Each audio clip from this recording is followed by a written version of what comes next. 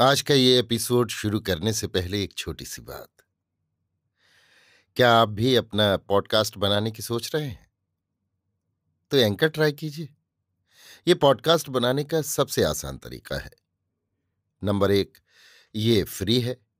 Number 2, इसमें कई सारे ऐसे टूल्स हैं जो आपको अपने फोन और कंप्यूटर पर रिकॉर्ड और एडिट करने की फैसिलिटी देते हैं। नंबर 3, आप अपने पॉडकास्ट को डिस्ट्रीब्यूट भी कर सकते हैं, जिससे इसे स्पॉटिफाई और दूसरे प्लेटफॉर्म पर सुना जा सके।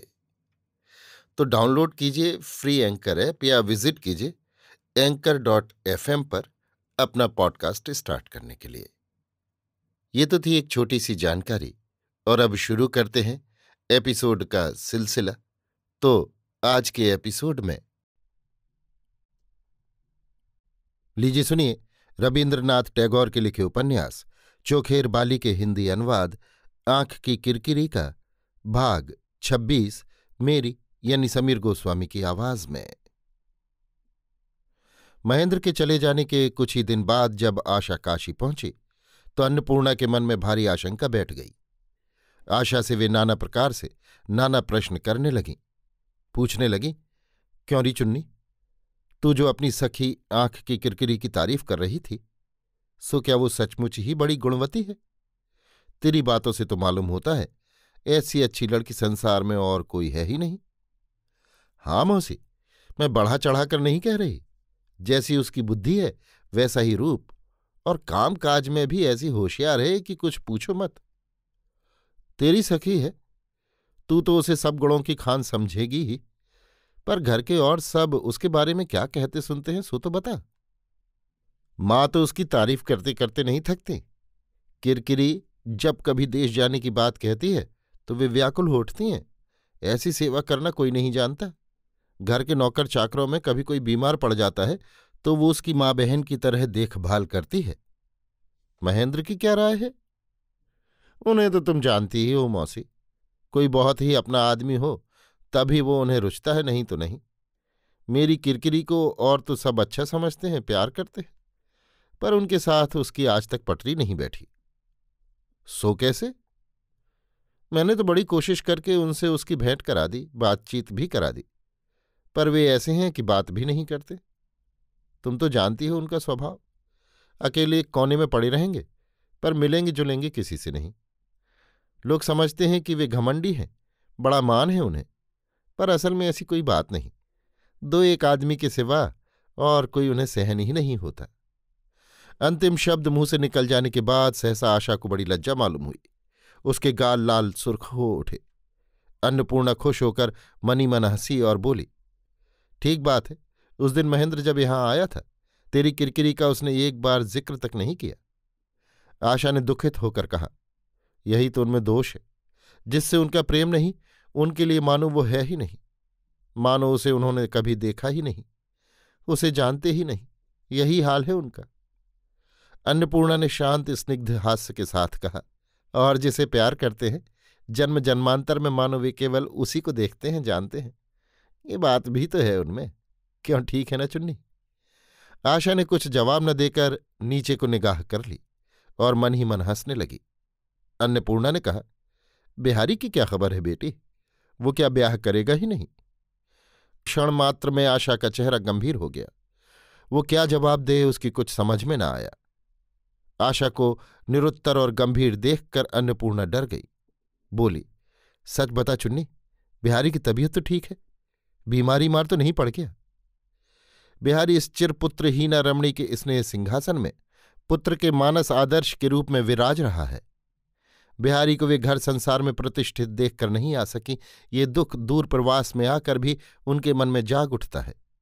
उनकी छोटी सी दुनिया में और सब कुछ एक तरह से संपूर्ण हो चुका है। केवल बिहारी की गृहहीन अवस्था का स्मरण आते ही उनके परिपूर्ण वैराग्य साधन में व्याघात होने लगता है। आशा ने कहा, मौसी, बिहारी लालाजी की बात मुझसे न पूछो। अन्नपूर्णा आश्चर्य से दंग रह गई।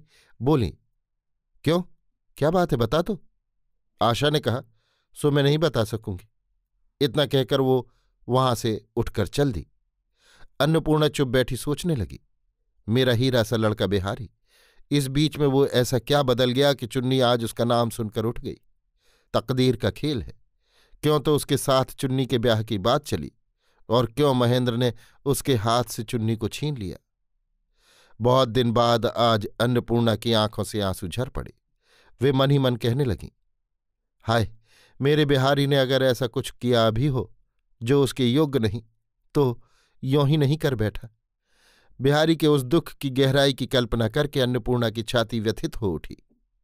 संध्या के समय अन्नपूर्णा पूजा करने बैठी ही थी कि इतने में सहसा घर के दरवाजे पर एक गाड़ी आकर ठहरी। सईस बंद दरवाजे पर धक्का दे देकर घरवालों को पुकारने लगा। अन्नपूर्णा पूजा घर से बोल उठी, लो, मैं तो बिल्कुल भूल ही गई थी। आज कुंज की सास और उसकी 2 बहनौतें इलाहाबाद से आने वाली थीं। शायद वे आ गई। चुन्नी, जा तो बेटी, लालटेन लेकर नीचे जाकर जरा दरवाज़ा तो खोला। आशा लालटेन हाथ में लेकर दरवाज़ा खोलने गई और दरवाज़ा खोलते ही देखा सामने बिहारी खड़ा है। बिहारी बोल उठा, ये क्या भाभी जी, मैंने तो सुना था कि तुम काशी नहीं आओगे। आशा के हाथ से लालटेन छूट गई। मानो वो सामने प्रेत मूर्ति देखकर एक सांस में भागी भागी ऊपर पहुंची और आर्त स्वर में बोली, मौसी, मैं तुम्हारे पांव पड़ती हूं, तुम उनसे अभी यहां से चले जाने को कह दो। अन्नपूर्णा पूजा के आसन से चौंक कर उठ खड़ी हुई और बोली, किसे चुन्नी, किसे? आशा ने कहा, बिहारी लाला जी यहां भी चले आए हैं। इतना कहकर वो बगल के कमरे में चली गई और भीतर से किवाड़ बंद कर लिए। बिहारी ने नीचे से सभी बातें सुन ली। वो उसी क्षण भाग जाने को उद्यत हुआ, किंतु अन्नपूर्णा पूजा पाठ छोड़कर वहां आ पहुंची और उन्होंने देखा कि बिहारी दरवाजे के पास जमीन पर ऐसे बैठा है जैसे उसके शरीर की सारी शक्ति जाती रही हो। अन्नपूर्णा लालटेन नहीं लाई थी। अंधेरे में उन्हें बिहारी के चेहरे का भाव नहीं दिखाई दिया और बिहारी भी उन्हें ना देख सका। अन्नपूर्णा ने कहा, बिहारी, हाय, चिरकाल का वो स्नेह सुधा सिक्त कंठस्वर कहाँ चला गया? इस कंठ में तो कठोर विचार की वज्रध्वनि छिपी हुई है। जननी अन्नपूर्णा, आज तुम संघार खड्ग किस पर उठा रही हो?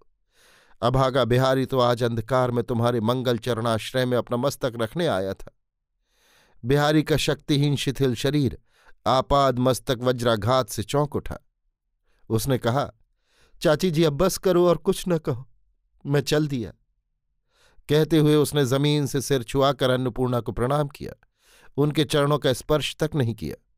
जननी जैसे गंगा सागर में संतान विसर्जन करती है, उसी तरह अन्नपूर्णा ने रात्रि के अंधकार में बिहारी को चुपके से विसर्जन कर दिया। एक बार मुड़कर उसे पुकारा तक नहीं।